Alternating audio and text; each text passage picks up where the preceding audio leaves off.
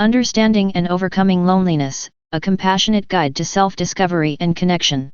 Chapter 1, What is loneliness really? Loneliness is one of the most misunderstood human experiences. People often confuse it with being alone, yet the two are not the same. You can be surrounded by a crowd and still feel deeply lonely. You can live alone for years and feel connected and content. Loneliness is not about the number of people in your life, it's about the quality of connection you feel with yourself, others, and the world. In this chapter, we explore the emotional and psychological landscape of loneliness, how it differs from healthy solitude, and why understanding this difference is the first step toward change. Loneliness versus solitude. To begin, let's distinguish two concepts that are often used interchangeably but represent fundamentally different experiences. Loneliness is a painful emotional state. It is the distress we feel when we perceive a gap between the social connection we want and the connection we have. Solitude is a chosen state of being alone, often experienced as peaceful or restorative. It can lead to introspection, creativity, and renewal. People who enjoy solitude may still be socially connected and emotionally fulfilled. Conversely, someone experiencing loneliness might be in a marriage, at a family gathering, or online with thousands of followers, yet feel isolated and unseen. The key difference lies not in the external reality, but in the internal perception.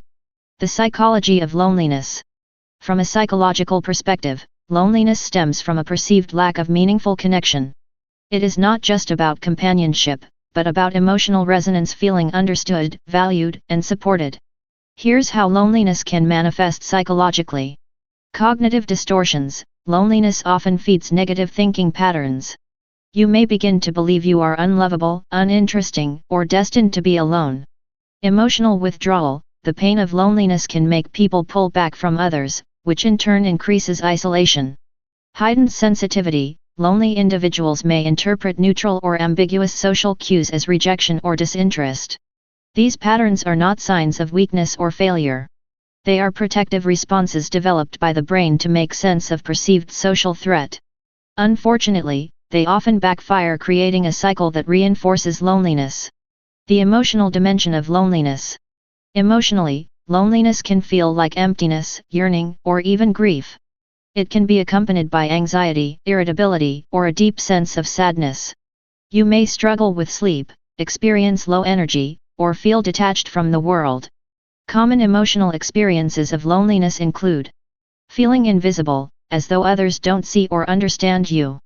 Longing for connection, but not knowing how to reach out. Shame, believing that your loneliness is a personal flaw. Hopelessness, wondering if it will always be this way. These emotions are valid and real.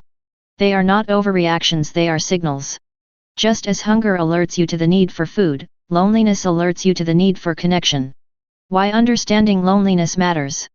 Many people try to solve loneliness by adding more people into their lives. They seek relationships, social events, or distractions. While social activity is important, it's not a complete solution.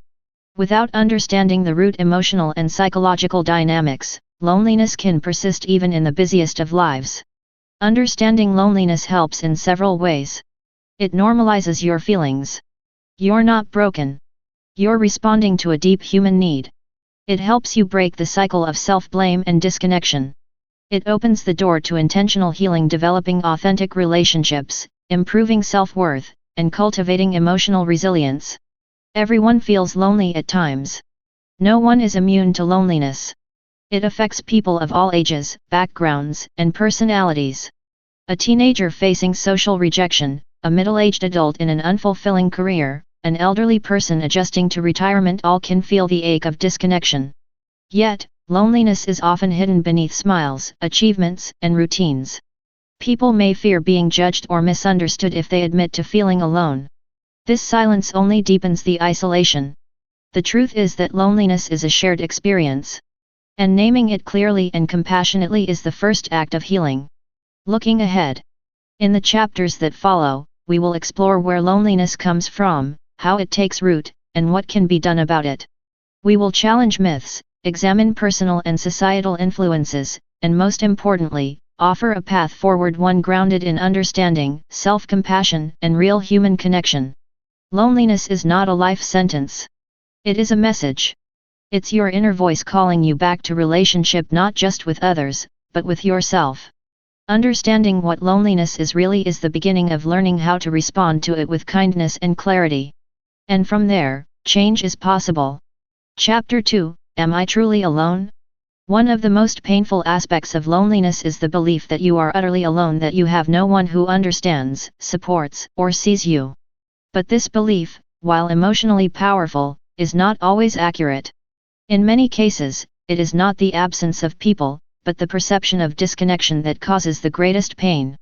This chapter is about examining the assumptions we make about our relationships and challenging the mental habits that may distort how we see our social world. It's about asking, with honesty and compassion, am I truly alone? Or do I feel alone because I've lost touch with who and what connects me? The difference between being alone and feeling alone. Being physically alone is a factual state. Feeling alone is emotional. The two don't always match. You can be surrounded by people and feel completely isolated. Spend time by yourself and feel content and connected to others. Have many acquaintances but feel as though no one knows the real you. These contradictions matter. They tell us that loneliness is not measured by the number of social interactions, but by the depth and meaning of those connections and how we interpret them. The mental filter of loneliness. When you feel lonely, your brain may begin to filter reality through that emotional state. This is not intentional or irrational, it's a survival response. However, it often leads to faulty perceptions such as, nobody really cares about me. Everyone else has close friendships except me. If I disappeared, no one would notice. These thoughts can feel entirely true, yet they often reflect a narrowed lens, shaped by emotional pain and past wounds. When unexamined, these beliefs isolate us further by convincing us that connection is unavailable or undeserved. Assessing your connections honestly. Rather than assuming you are entirely alone, consider the following categories to explore whether there are existing connections you may have overlooked, undervalued, or taken for granted. Supportive relationships. Who has shown up for you in the past, even in small ways? Are there people you can talk to honestly, even if not frequently? Potential connections. Are there people you've lost touch with who might welcome reconnection? Are there acquaintances, classmates, co-workers, neighbors, who might become friends with time and effort? Meaningful interactions. Do you have regular positive contact with people, even brief? Example: a barista who knows your name, someone you nod to on your walk. Do you belong to any group, even loosely? Clubs, faith communities, online spaces. Emotional availability. Are you open to connection, or are you protecting yourself from possible rejection? Do you tend to assume people won't care, or do you give them the chance to show otherwise? You might be surprised at how many small threads of connection exist in your life. They may not look like deep friendships yet, but they are a starting point.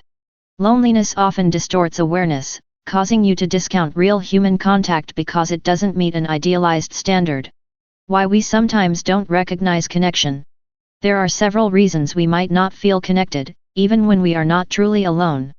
High expectations. If we expect every relationship to be intense, affirming, and constant, we may miss the quieter but genuine ways others show up.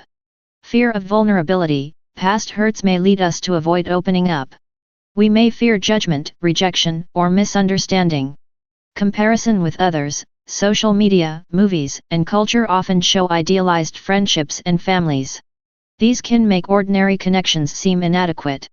Internal barriers. Feelings of unworthiness or shame can prevent us from believing we are lovable, even when love is offered. It's important to recognize that the experience of loneliness does not mean you are invisible or unloved. It often means you are emotionally guarded, grieving disconnection, or waiting for someone to understand you without needing to be asked. You may be more connected than you realize. If you are reading this, chances are that you are already seeking connection. That intention alone is a sign that you are not isolated beyond reach. Sometimes we look for profound answers while ignoring everyday gestures. A colleague who checks in. A sibling who texts occasionally. A teacher, coach, or mentor who once believed in you.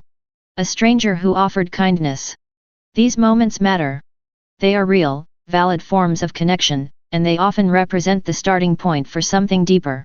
The key is to recognize them, allow them in, and nourish them. What this means going forward. In the chapters ahead, we will explore how to deepen the relationships you already have, how to build new ones, and how to reconnect with yourself as a source of inner companionship. But before we move forward, carry this truth with you. You may feel alone, but you may not be as alone as you believe. There is strength in acknowledging your feelings. There is clarity in examining your assumptions. And there is hope in realizing that connection is not a fantasy, it is a skill, a practice, and a possibility you can reclaim. Chapter 3: Why don't I like being alone? For some people, being alone is restful, even necessary, a time for reflection, creativity, or peace. For others, solitude feels empty, unsettling, or unbearable. If you fall into the second group, you may have asked yourself more than once, why don't I like being alone? The discomfort with solitude is not a flaw or a weakness. It is a deeply human response, often rooted in early experiences, emotional wounds, or learned beliefs. In this chapter, we will explore what may lie beneath the struggle with being alone, and how understanding these roots can open the door to healing. Solitude versus loneliness, a brief revisit. It's important to recall that being physically alone does not automatically equal loneliness. Solitude is the state of being alone. Loneliness is the emotional experience of disconnection. Some people thrive in solitude because they feel emotionally connected to themselves and others, even when alone. Others feel lonely the moment external company disappears. If being alone feels like abandonment, if silence makes you anxious, or if you constantly seek distraction when no one else is around, you are not alone in that experience. But it is worth asking, what are you actually feeling when you are by yourself? Common emotional roots of discomfort with solitude. There are many reasons why being alone might not feel safe, comfortable, or welcome. These reasons often begin early in life and continue through repeated patterns of emotion and behavior. Fear of abandonment. If you experienced physical or emotional abandonment, whether through inconsistent caregiving, divorce, or neglect, being alone may trigger old fears. Solitude may unconsciously resemble rejection. Low self-worth. Some people find it difficult to be alone because they struggle to enjoy their own company. If you have learned to see yourself as boring, unlovable, or inadequate, then being alone puts you in direct contact with those painful beliefs. Emotional echoes of the past. Solitude can become a stage where old emotions rise. When distractions disappear, buried grief, shame, or fear may surface. The silence becomes loud, filled with unresolved emotions. Unmet needs for validation. If you learn to depend on others for a sense of identity or security, being alone may feel like losing part of yourself. Without an external mirror, it can be hard to know who you are or what you're worth. Conditioned hypersociability. Some cultures and family systems emphasize constant interaction, productivity, or external achievement. In such environments, solitude may be seen as laziness, failure, or selfishness. Understanding the origins of your discomfort is not about blame, it is about clarity. The goal is not to label your reactions, but to recognize that there are reasons for them, and those reasons can be explored, challenged, and changed. What are you avoiding in solitude? When people fear solitude, they are often not afraid of the silence itself but of what the silence reveals. These are some common discomforts that arise in solitude. Unanswered questions about identity. Who am I without others? Without a role to play or a task to complete. Unprocessed emotions. Pain from the past, regret, or unexpressed grief may arise when no one else is around to distract from them. Negative self-talk. For some, being alone means being trapped with a harsh inner critic that magnifies every perceived flaw or mistake. Fear of insignificance. Without external feedback, some people fear they don't matter. This can lead to a compulsion to stay socially engaged at all costs. It's no wonder that solitude can feel threatening. But facing these discomforts gently and patiently is often the beginning of profound inner growth. Solitude as a skill, not a trait. Some people appear naturally at ease with being alone. But the truth is, comfort with solitude is not an inborn trait, it is a cultivated skill. It is built through practice, emotional awareness, and self-compassion. People who enjoy solitude often have developed certain internal resources. A curious relationship with their thoughts rather than fear or judgment. Comfort with emotional complexity, including sadness or longing. A sense of self-worth that is not dependent on constant validation. Interests or creative pursuits that give meaning to solitary time. These are not rare gifts. They are practices anyone can learn with time, guidance, and support. Learning to be alone without feeling lonely.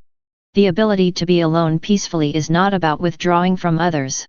It is about becoming more secure in yourself, so that solitude no longer feels like punishment, but possibility. This does not mean avoiding connection.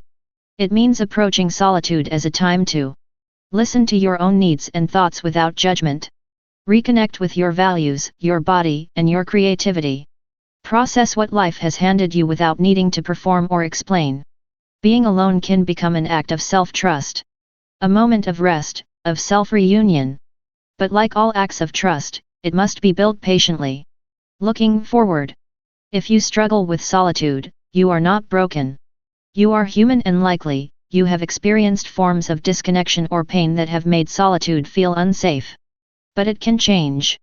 In the next chapters, we will look deeper into the roots of loneliness, the influence of the modern world, and the pathways to reconnection. For now, take this truth with you. Learning to be alone comfortably is not about isolation, it is about rediscovering the part of you that feels whole, even when no one else is in the room. Chapter 4, The Roots of Loneliness, a look at the past and present.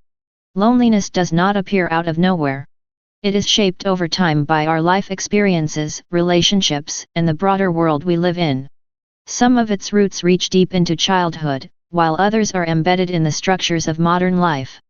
To understand why you may feel disconnected now, it is important to explore where that disconnection may have started and how it has been reinforced. In this chapter, we examine the most common personal and societal causes of loneliness, from early developmental experiences to cultural and technological changes. By recognizing these influences, we gain insight not only into how loneliness arises but how it can be addressed. Early life and emotional foundations. The first years of life are where our relational patterns are formed. As children, we look to caregivers for safety, connection, and mirroring. If these needs are inconsistently met, or if emotional presence is lacking, it can leave a lasting impression on how we view ourselves and others. Common early influences on loneliness include emotional neglect. Caregivers who provided for physical needs but were emotionally distant may have left you feeling unseen. Insecure attachment. Relationships marked by inconsistency, unpredictability, or rejection can lead to anxiety about intimacy or avoidance of closeness. Early loss or separation. The death of a parent, divorce, or prolonged separations in childhood may create fear around abandonment. Lack of validation. Children whose feelings were dismissed or punished may learn to suppress their emotional needs, leading to difficulty forming authentic connections later in life. These experiences are not signs of personal failure. They are explanations, not excuses, but invitations to deeper understanding and healing. Family dynamics and learned relational patterns. Even in families that appear close, unspoken dynamics can foster isolation. Some children grow up in homes where certain emotions are taboo, where perfection is expected, or where love is conditional on achievement or conformity. Patterns that may contribute to adult loneliness include being the caretaker in the family, always responsible but rarely cared for.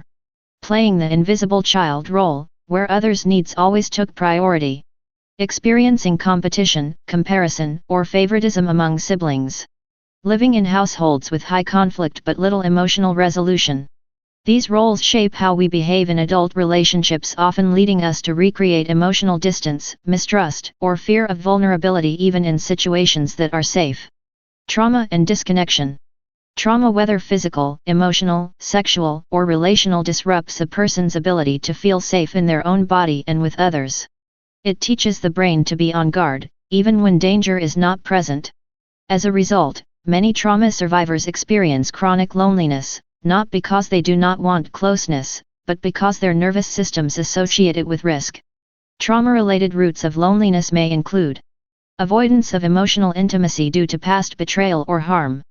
Feeling fundamentally different or damaged, making connection seem out of reach. Difficulty trusting others, especially in moments of emotional need. Trauma does not make someone unworthy of connection, it makes connection more complex. Healing begins with recognizing that protective patterns once helped you survive, but now may be preventing you from thriving. The impact of social and cultural shifts.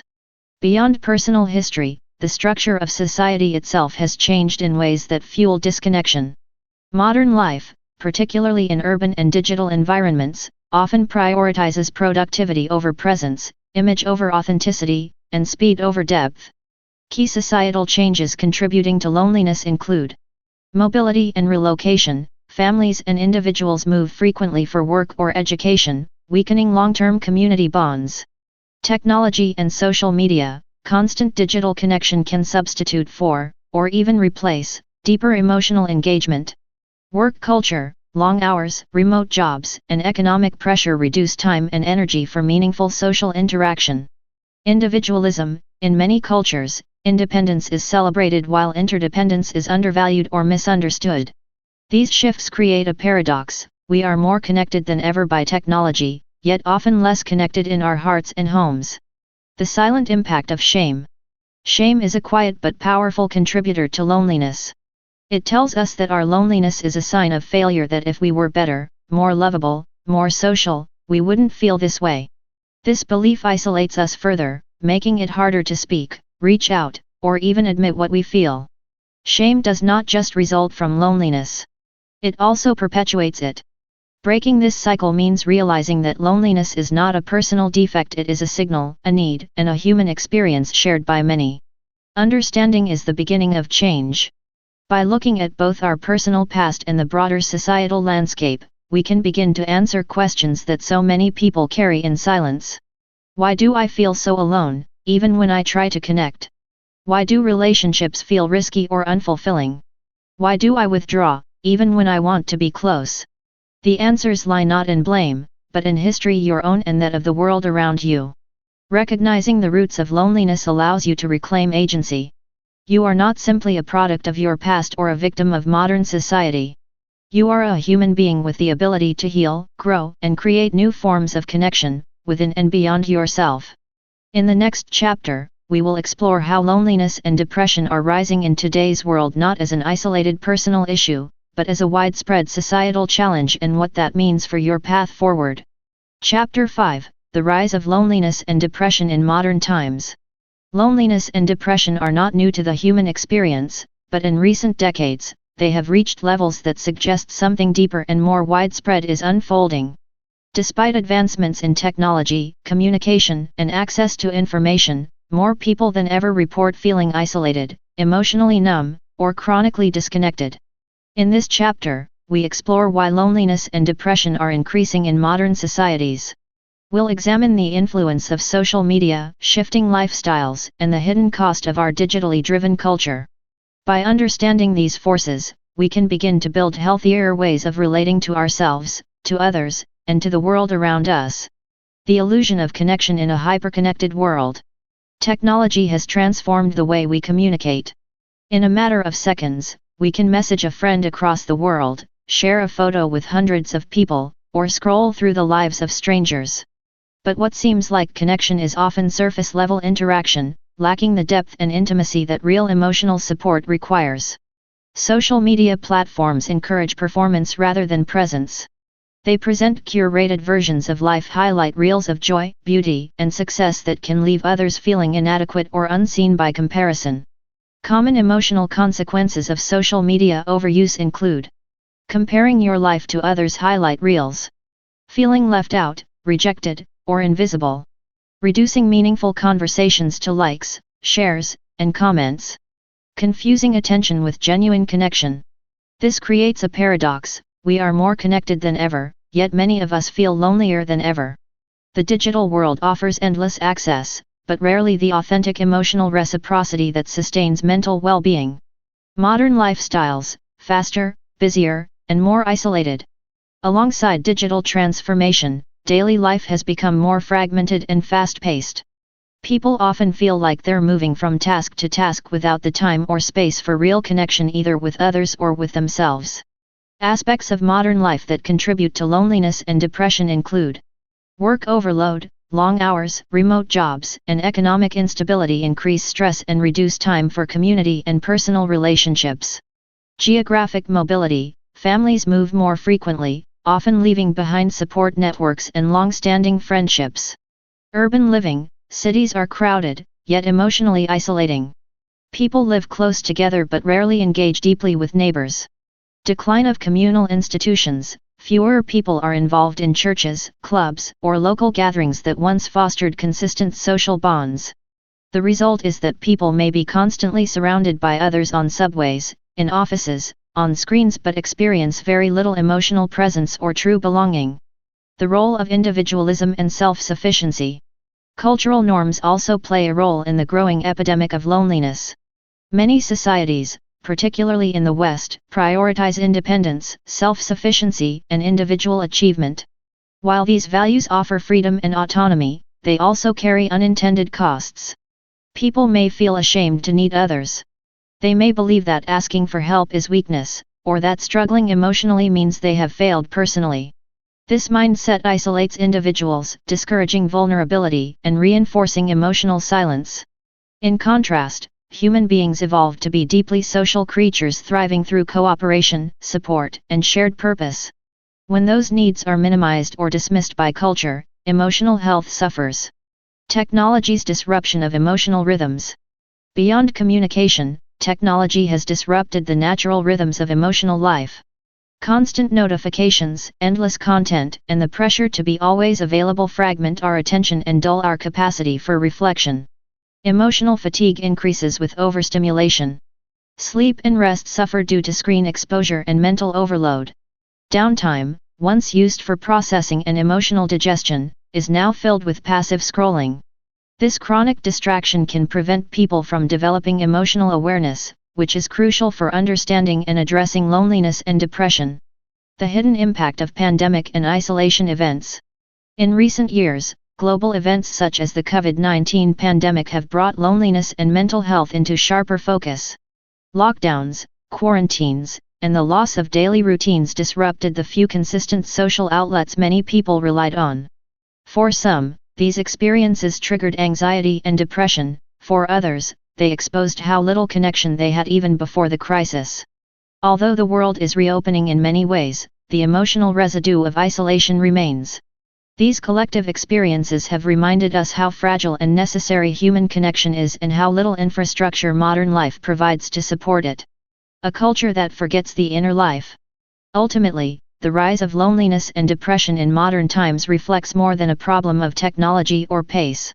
It points to a cultural forgetting, a drift away from the inner life, from emotional presence, and from the kinds of human experiences that give life meaning. We celebrate productivity but overlook rest. We idolize image but neglect authenticity. We design systems for speed but not for soul. To reverse this trend, we don't just need more apps or better calendars. We need a cultural shift, one that places connection, compassion, and emotional well-being at the heart of how we live. What this means for you. If you've felt lonelier in recent years, it's not just in your head. The structures around us have changed in ways that make isolation more likely, and connection more difficult. But understanding these shifts allows us to be more intentional.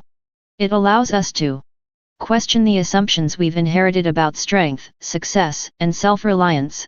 Make space for real connection, even in small, daily ways. Recognize that what you're feeling is not a personal failing, but a human response to disconnection. The world may not slow down, but you can choose to relate to it differently. You can build moments of stillness. You can reach out instead of retreat. You can learn, gradually, to make space for the connections that matter most. In the next chapter, we will look at the past to answer a common question: were our parents and grandparents less lonely? And if so, what can we learn from the way they lived? Chapter 6: Were our parents and grandparents less lonely? When people reflect on the past, especially on the lives of parents or grandparents, there's a common question that arises: were they less lonely than we are today? From the outside, it can seem as though earlier generations had more stable relationships, tighter communities, and simpler lives. But how accurate is this perception? This chapter offers a historical and cultural reflection on loneliness across generations. By examining how societal structures, family systems, and cultural values have evolved, we can better understand whether loneliness has truly increased or simply changed its shape. A different social fabric. In the mid-20th century, life was often structured around community-based living. Extended families lived closer together, neighbors knew each other, and people were more embedded in religious, civic, or cultural institutions. Key features of past generations' social environment included multi-generational households. It was common for families to share living spaces or live within walking distance of one another, providing constant interaction. Stable local communities. People were less mobile. They often lived in the same town for most of their lives, forming deep, long-term relationships. Face-to-face interaction. Social life revolved around physical presence, dinners, dances, religious services, community meetings. Role-based identity. People defined themselves by fixed social roles: parent, spouse, worker, community member, which gave structure and predictability. These conditions created frequent and consistent contact, which can reduce loneliness. However, they did not eliminate it. The hidden loneliness of past generations. Although previous generations had more communal structures, that doesn't mean they were free from loneliness.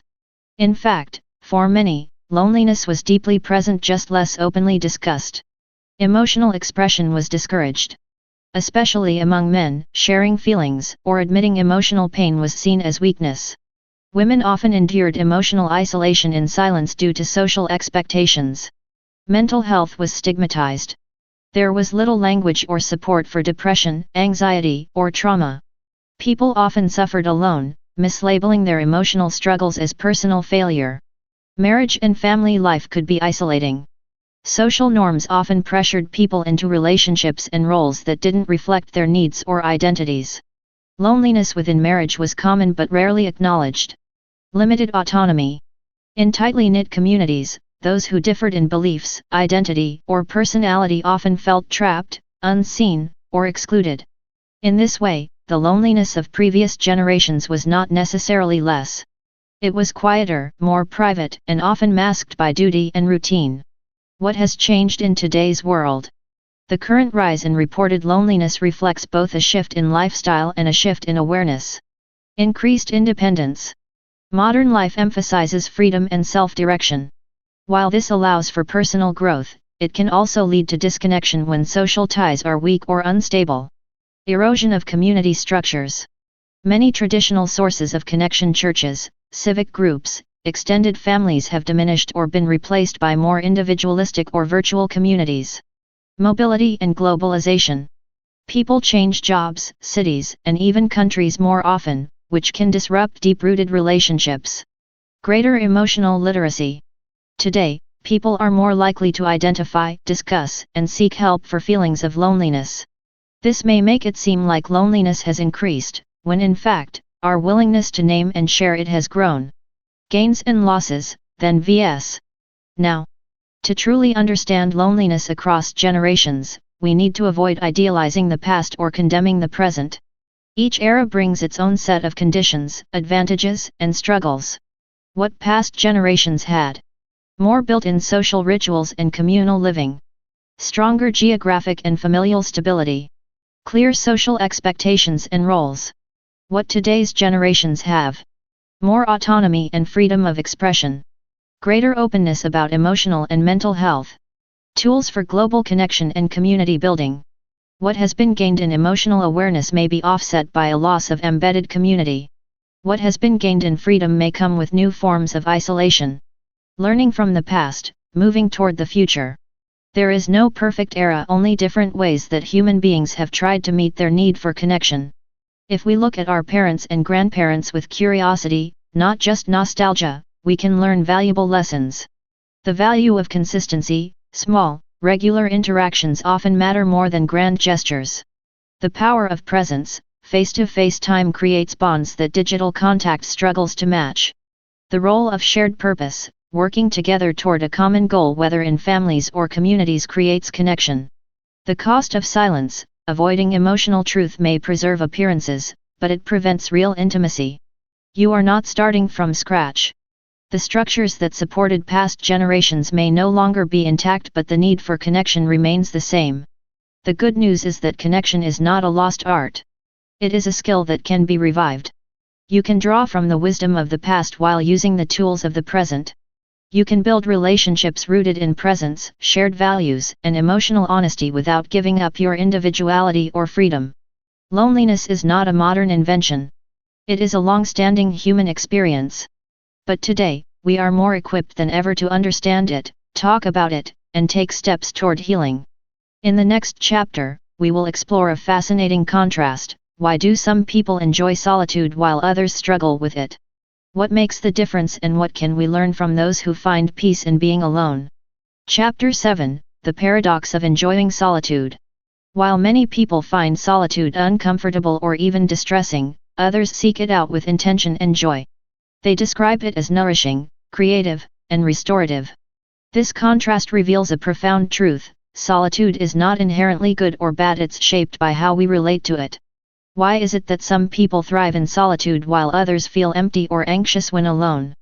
In this chapter, we will explore what it means to enjoy being alone, what sets solitude apart from loneliness, and what those at peace with solitude can teach the rest of us about inner connection and emotional resilience. Solitude versus loneliness revisited. Though often used interchangeably, solitude and loneliness are distinct experiences. Solitude is the state of being alone by choice. It is often marked by calm, clarity, or creativity. Loneliness is the pain of feeling disconnected, even if others are around. The difference lies not in the external circumstances but in the internal state.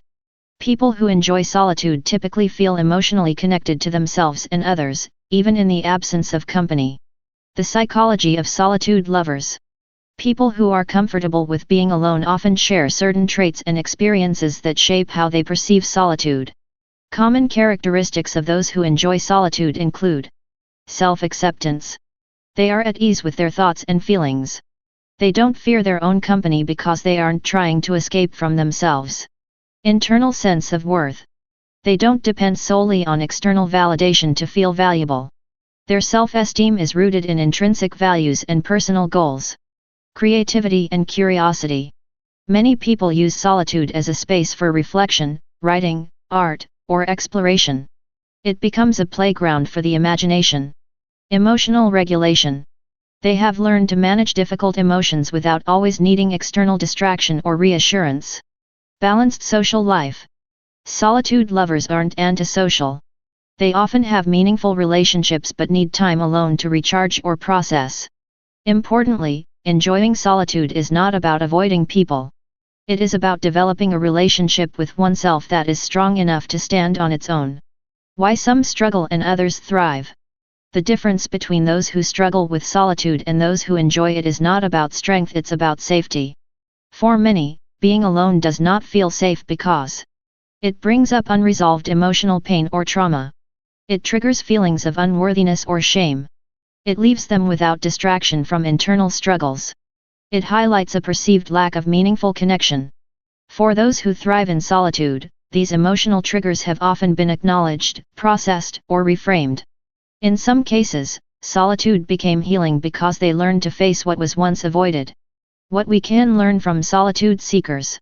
Rather than idealize or reject solitude, we can learn from those who value it. Their relationship with solitude can teach us to pause before reacting. Solitude creates space for reflection before action. It helps develop clarity in decision-making and emotional response. Build emotional resilience. Spending time alone and learning to comfort ourselves develops inner strength and the ability to tolerate difficult feelings without panic. Discover inner interests and values. Time without external noise allows people to explore what truly matters to them, independent of trends or expectations. Reconnect with nature and the body. Many people find that solitude opens the door to sensory awareness, mindfulness, and physical well-being. Strengthen spiritual or philosophical grounding. Solitude often nurtures deeper contemplation about life, existence, and purpose. Learning to spend time with yourself, even in small increments, can shift your entire relationship with loneliness. It becomes less about escaping emptiness and more about cultivating wholeness. Steps toward embracing solitude. If you are not yet comfortable with solitude, it can feel intimidating to begin. Start gently. Solitude is not a test, it's a practice. Consider the following steps. Set aside short, intentional periods of time alone without distractions. Use this time for reflection, journaling, or simply observing your surroundings. When discomfort arises, name it without judgment. Ask what it might be pointing to. Begin to develop activities you enjoy doing alone: walking, drawing, reading, or listening to music. Remind yourself that solitude is not isolation. You are not disconnecting from others, but reconnecting with yourself. Over time, solitude can shift from something to fear to something you welcome. It can become a source of insight, peace, and inner freedom. The gift of being alone without being lonely. Ultimately, the paradox of enjoying solitude reveals something profound. You can be alone and still feel connected to yourself, to nature, to life. Those who master the art of solitude are not running from the world. They are learning to meet it more fully, because they have first met themselves. In the next chapter, we will explore a crucial challenge for those seeking connection: how can I end loneliness without losing who I am? Is it possible to grow and change socially while staying true to your core self? The answer lies in a delicate balance between self-acceptance and courageous action. Chapter 8: How can I end loneliness without losing myself? One of the most common fears people express when facing loneliness is this: if I reach out, change, or try to connect, will I have to become someone I'm not? This fear is understandable. Loneliness hurts, but the idea of pretending, performing, or diluting your identity to fit in can feel just as painful. This chapter addresses a critical question: how do you reconnect with others without compromising who you are? The answer lies in building relationships that are not based on performance, but on presence, not on approval, but on alignment with your values and truth. Authenticity and belonging are not opposites. There's a myth that to belong, you have to conform. That being accepted means giving up parts of yourself to be who others want you to be. But true connection is not about fitting in, it's about being seen and accepted as you are. Fitting in is conditional. It says, I'll change so you'll like me. Belonging is unconditional. It says, I'm showing up as myself, and I trust that's enough. Ending loneliness doesn't mean becoming more social, louder, or more like others. It means becoming more fully yourself, in ways that create bridges, not barriers, to connection. Why the fear of losing yourself is valid. Many people have been taught directly or indirectly that their real self is not welcome. They may have been judged for being sensitive, quiet, or different, mocked for their passions or interests, encouraged to suppress their feelings to avoid conflict, shamed for needing support, affection, or closeness. When these experiences repeat over time, it can seem safer to stay distant than to risk rejection. But this self-protection, while once useful, can eventually become a cage. To move forward, we must learn to trust that connection is possible without self-erasure. Principles for reconnecting without losing yourself. Here are foundational principles to guide your journey toward meaningful connection while maintaining your authenticity. Lead with curiosity, not performance. You don't have to impress others to connect. Instead of focusing on being liked, focus on being curious about others, about yourself, and about the space between. Share gradually and intentionally. Vulnerability is not all or nothing. Share in layers. Test the waters. Notice how people respond, not just to what you say, but to who you are. Name your needs without apology. Wanting connection doesn't make you needy. Expressing the desire to be heard, seen, or included is not a burden. It's human. Stay aligned with your values. Be willing to compromise on preferences, but not principles. Your integrity is more valuable than temporary approval. Choose people who choose you. Invest energy in relationships that feel mutual, not one-sided. Connection built on mutual respect is sustainable. Learning to be seen without the mask. One of the most powerful ways to reduce loneliness is to allow yourself to be seen, truly seen by at least one other person. This doesn't mean revealing everything. It means dropping the mask of perfection, the false front, or the persona you think others expect. The first time you do this may feel terrifying. But over time, being seen without hiding becomes a relief. It becomes a form of emotional freedom. You begin to attract the kind of people who like you for who you are, not who you pretend to be. Redefining connection. quality over quantity. Ending loneliness does not require a huge social circle. It requires authentic connection, which is often found in a few meaningful relationships rather than many superficial ones. Instead of asking, "How many people do I know?" try asking, "How many people know me?" Connection is not a numbers game. It is a depth game. Allowing yourself to evolve. Staying true to yourself does not mean staying unchanged. Sometimes, the fear of losing yourself is actually a fear of growth. But growth doesn't mean becoming someone else, it means becoming more of who you were always meant to be. You may find new interests.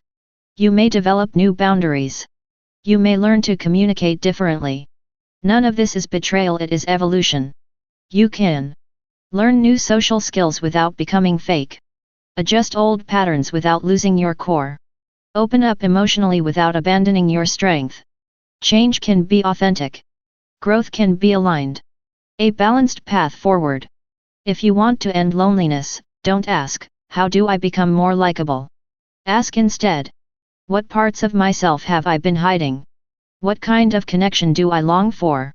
Where can I be more honest with others and with myself?"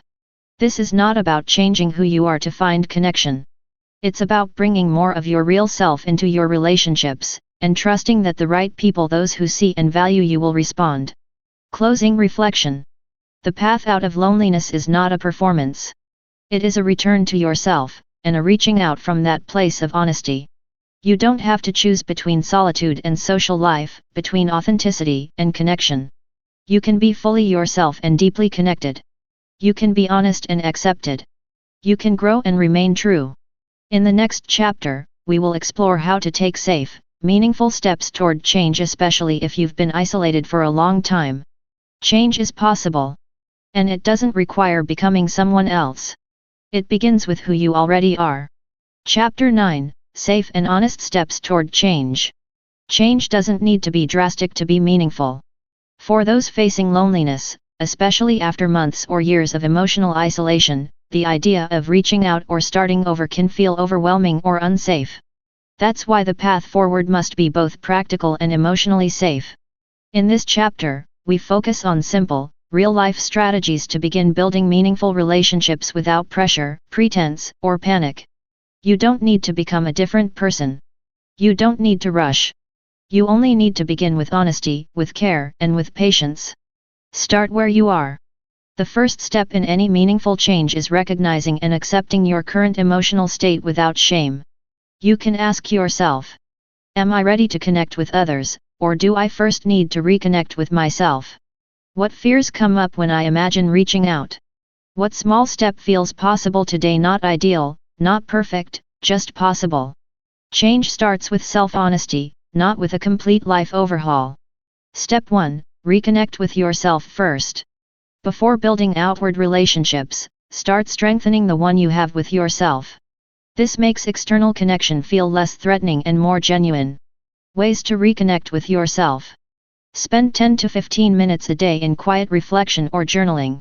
Identify what you enjoy, miss, or value about relationships. Explore what makes you feel calm, curious, or creatively engaged. Practice speaking to yourself with the same kindness you'd offer a friend. When you understand yourself more clearly, you can communicate with others more honestly. Step 2. Reach out in low-stakes ways. Big conversations and vulnerable moments don't need to happen first.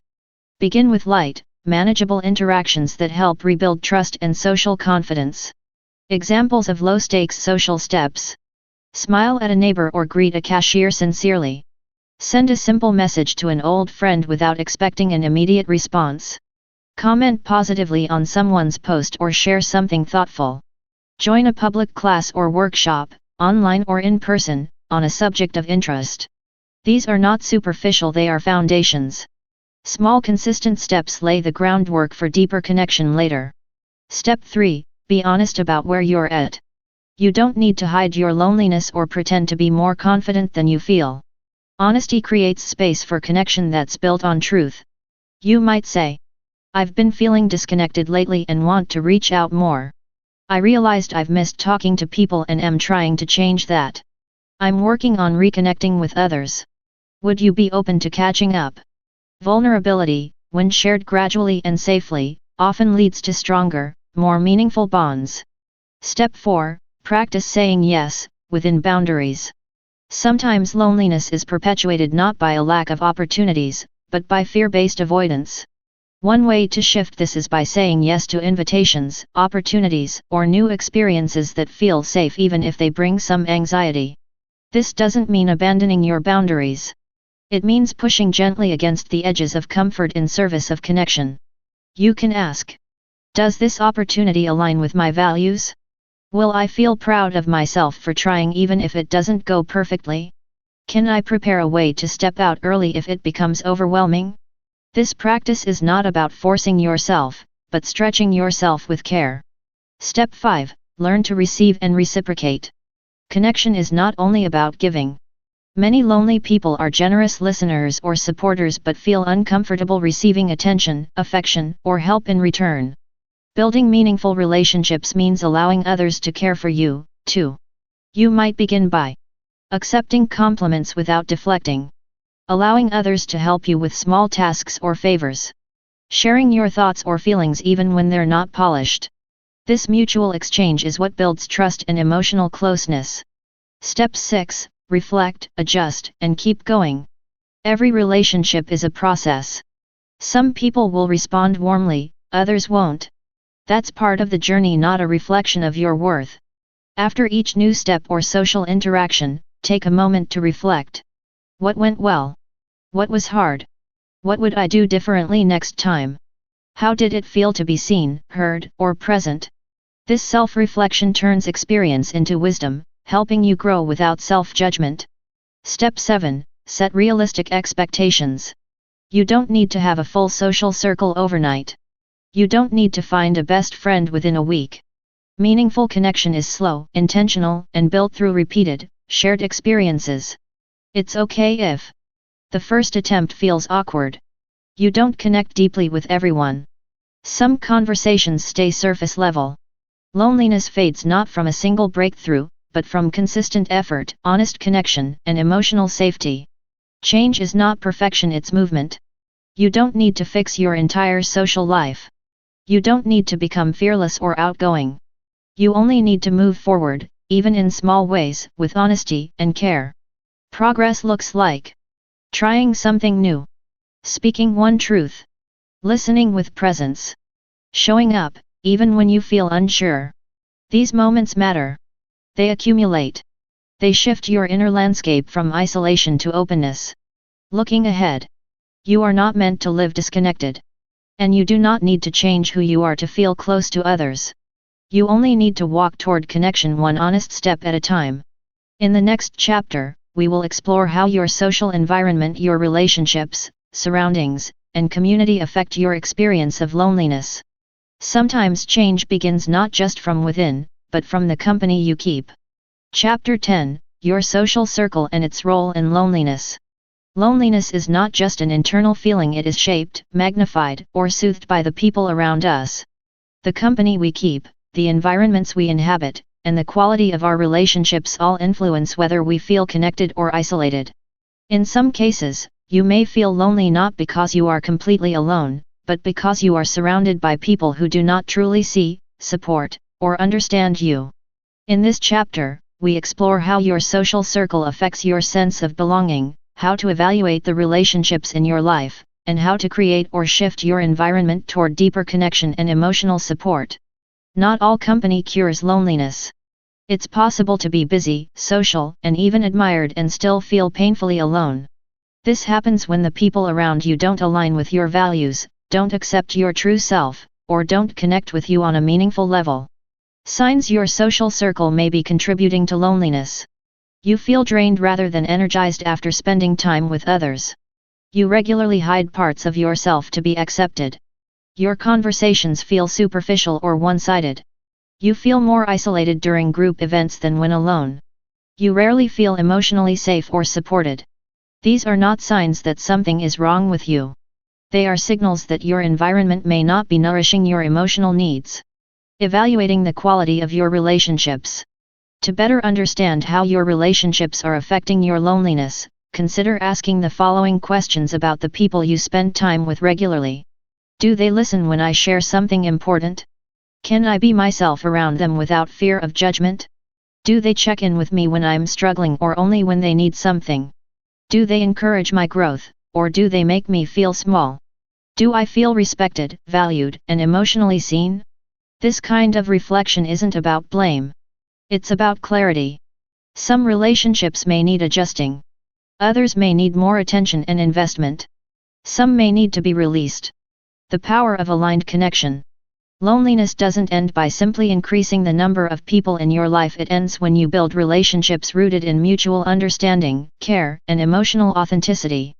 Healthy, connected relationships tend to include mutual respect. Both people listen, value, and honor one another's feelings and boundaries. Emotional reciprocity. There is a give and take of support, not one person always carrying the emotional weight. Acceptance. You don't have to edit yourself to be loved or included. Shared values. While interests may differ, core values often align, such as kindness, honesty, or curiosity. It's these qualities, not frequency of interaction or social status, that help reduce loneliness and foster belonging. Your environment shapes your experience. In addition to individuals, the environments you spend time in, whether physical or digital, play a major role in how connected you feel. Consider your current environment. Is it inclusive or exclusive? Does it support quiet conversation or only high-energy socializing? Is it filled with comparison and judgment or with encouragement and openness? Does it reflect your identity, values, and emotional needs? Sometimes loneliness increases not because you lack people, but because you are in spaces where you don't feel you truly belong. Finding or creating environments that reflect your values is a powerful way to invite deeper connection. How to shift your social environment. If your current relationships or environments contribute to your loneliness, you can take gradual, intentional steps to reshape them. Change doesn't happen all at once, but it does begin with awareness and small actions. Ways to shift your social circle toward connection. Spend more time with people who make you feel safe, heard, and energized, even if it's just one person. Set boundaries with those who drain you or repeatedly disrespect your needs. Explore new communities aligned with your interests or values, such as book clubs, spiritual groups, volunteering, classes.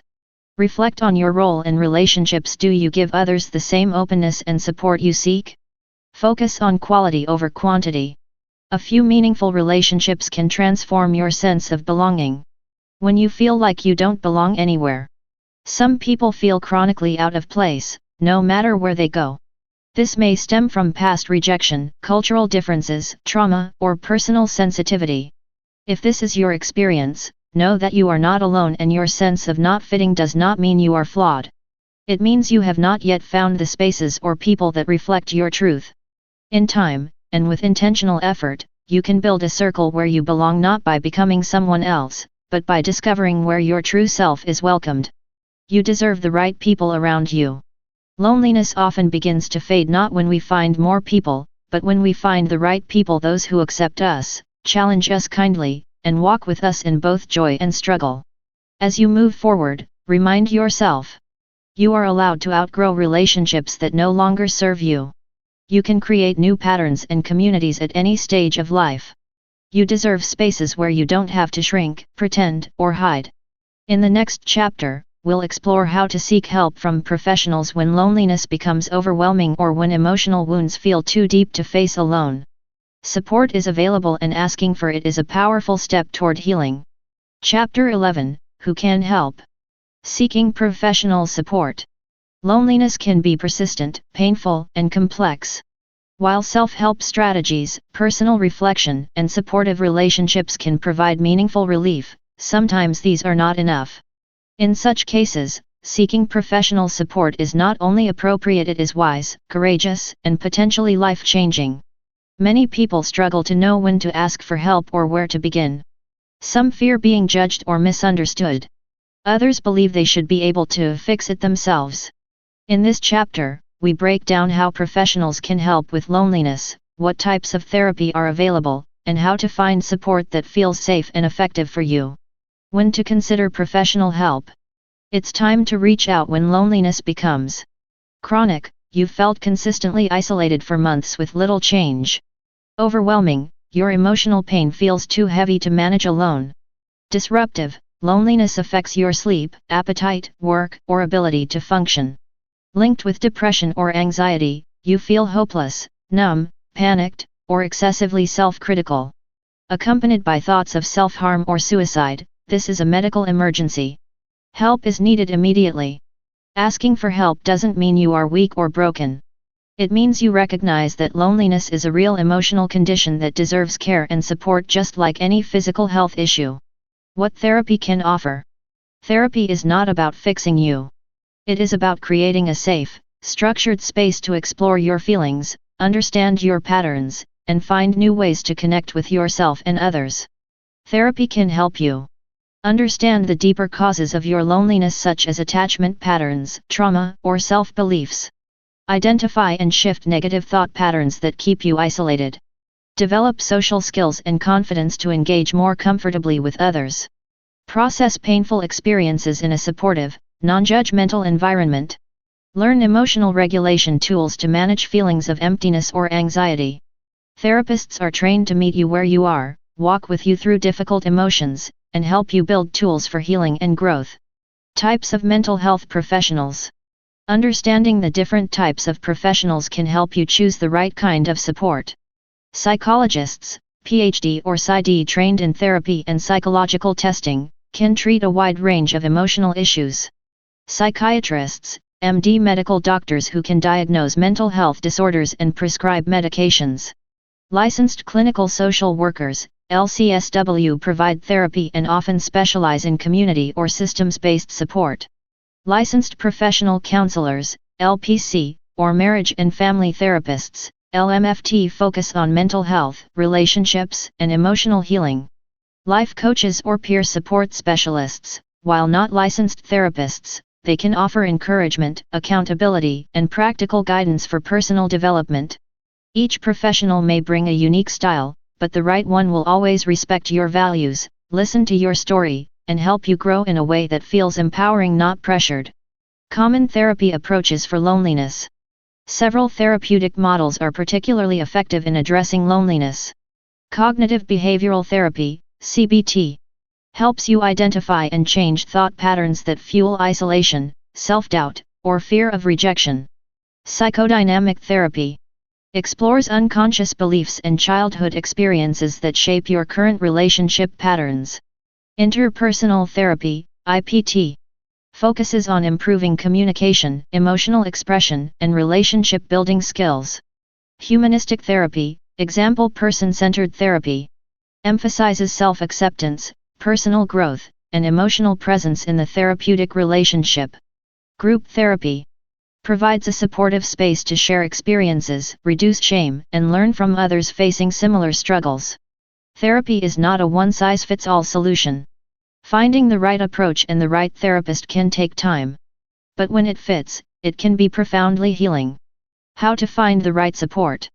Finding a therapist or support system that feels safe and effective involves both practical steps and emotional intuition. Start by asking for referrals from trusted friends, doctors, or community centers. Searching reputable directories, example Psychology Today, Therapy Den, your country's mental health associations. Exploring sliding scale clinics if cost is a concern. Checking whether your workplace or school offers mental health resources. When choosing a therapist, consider: do they specialize in loneliness, trauma, or relationships? Do they seem respectful and non-judgmental? Do you feel heard and understood after the first session? You don't need to stay with the first therapist you meet. It's okay to shop around until you find someone who truly supports you. Additional sources of support. Therapy is one form of professional help, but not the only one. You can also find connection and growth through support groups, peer-led or therapist-led spaces to share your experience with others who understand. Religious or spiritual counseling, if aligned with your beliefs, these can provide comfort, community, and purpose. Helplines and crisis services, if you are in immediate distress, confidential support is often available 24/7. You are not meant to carry loneliness alone. There are people trained, willing, and ready to walk with you through it. Asking for help is strength. One of the most healing decisions you can make is to reach out and say, "I need support." This is not weakness, it is the beginning of transformation. Loneliness often tells us that no one will understand, that it's too late, or that we don't deserve help. These thoughts are powerful, but they are not the truth. The truth is this: you are worthy of support. You do not need to suffer in silence. Professional help can change not only how you feel but how you live, love, and connect.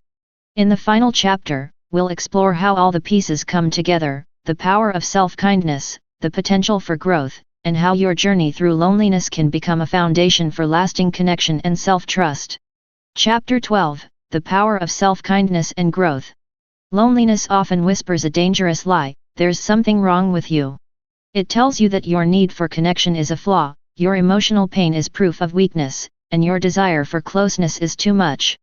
But these messages are not truth. They are scars, remnants of rejection, disappointment, and self-protection. This chapter invites you to challenge those messages, not through force or denial, but through a quiet, radical practice: self-kindness. Compassion toward yourself is not indulgence. It is a core skill for emotional growth and resilience.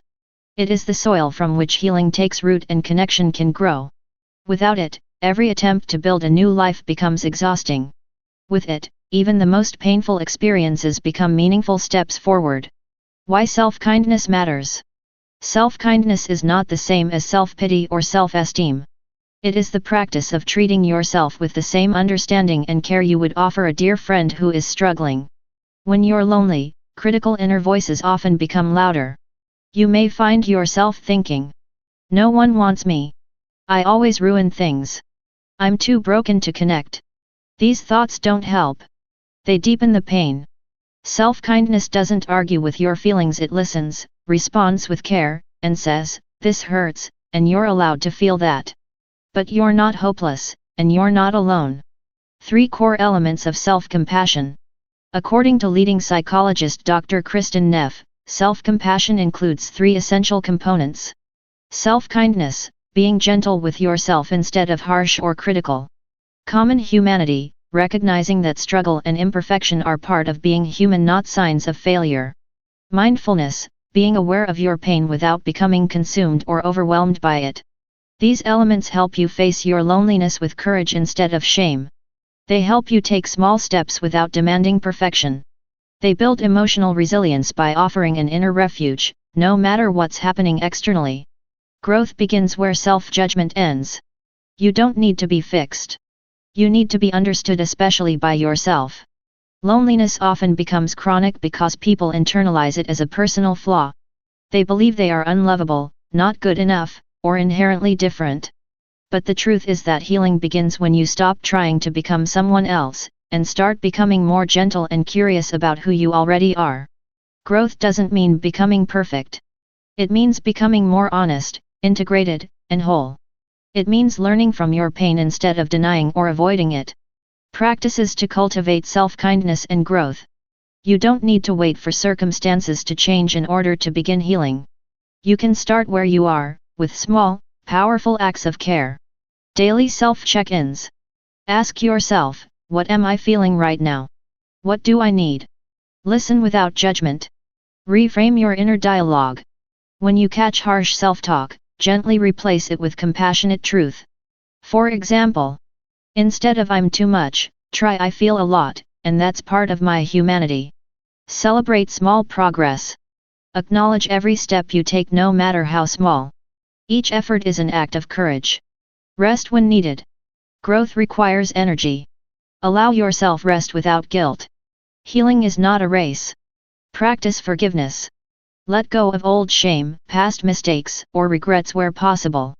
You are allowed to begin again. Seek inspiration. Read stories, listen to voices, or surround yourself with messages that affirm your worth and capacity to grow. These are not techniques to solve loneliness, they are ways to care for yourself while walking through it. Resilience, not bouncing back, but growing forward. Resilience isn't about ignoring pain. It's about learning how to stay present in discomfort, and making something meaningful from it. The journey out of loneliness may include setbacks. You might reconnect and then withdraw. You might meet someone and then feel misunderstood. This is not failure. It is the normal, human rhythm of change.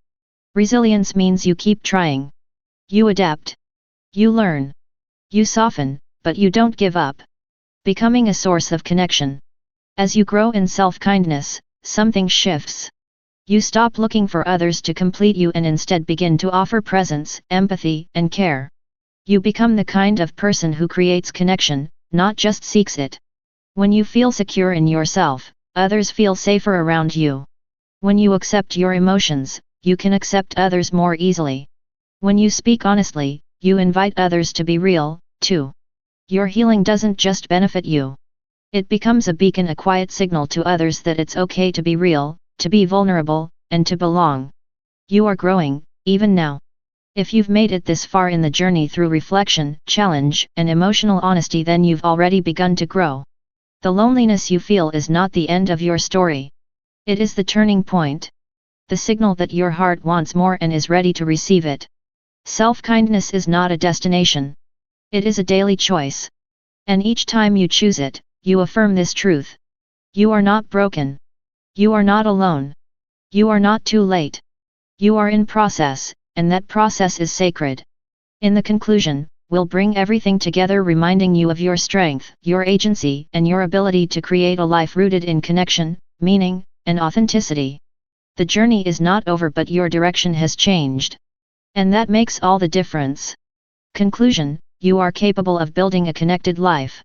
Loneliness can feel like a locked room with no exit, a heavy silence that lingers even when others are near. It can lead you to believe that connection is for other people, that something essential is missing in you, and that no matter how hard you try, true belonging will always remain just out of reach. But here is the truth: you are not broken, and you are not alone in feeling this way. Loneliness is not a verdict on your worth. It is a signal, one that points not to your failure, but to your deep capacity for connection, for meaning, and for love. This book has not offered quick fixes or shallow promises. Instead, it has offered you something far more powerful: understanding, honesty, and hope. You now know that loneliness is not weakness but a part of the human experience. That you can examine your patterns without judgment. That healing begins with self-awareness and self-compassion. That change is possible even when it's slow or uncertain. That meaningful connection begins with being real, not perfect.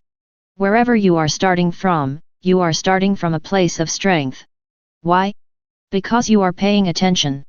You are choosing reflection over avoidance. You are choosing growth over resignation. And that changes everything. Connection is a path you can walk. You don't need to become someone else. You don't need to have it all figured out. You only need to begin with one step, one word, one act of courage. That step might look like reaching out to a friend or acquaintance without expecting perfection. Sitting quietly with your feelings, offering yourself understanding instead of criticism.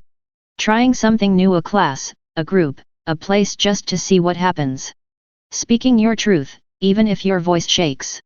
Saying yes to help, or no to something that drains you. The path is yours. You don't have to rush. You only have to walk it honestly and steadily. You have more power than you think. Loneliness may convince you that you are powerless.